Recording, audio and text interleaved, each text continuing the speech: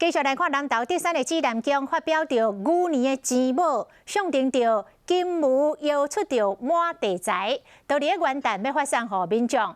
因为庙方考虑到疫情甲寒流，所以只要元旦早起11点进前来排队的民众拢领会到，但是一定要挂喙罨哦。排队的民众若是无挂喙罨，真歹势，无得领。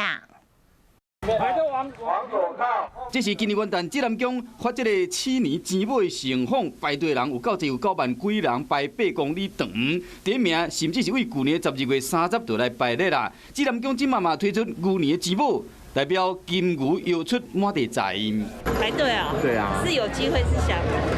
是讲民众排咧领钱宝的场面，明年元旦恐惊看袂到啊！因为疫情甲寒流的关系，庙方决定要改变发放的办法。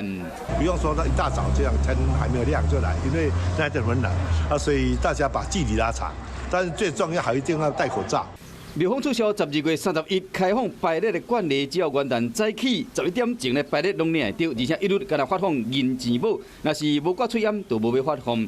有关当年排列的时，加码送的金钱宝、套白甲琉璃破链嘛取消排列发放，到于不定时发放，就是无希望民众为了领钱宝透明的排列，也是集中人潮。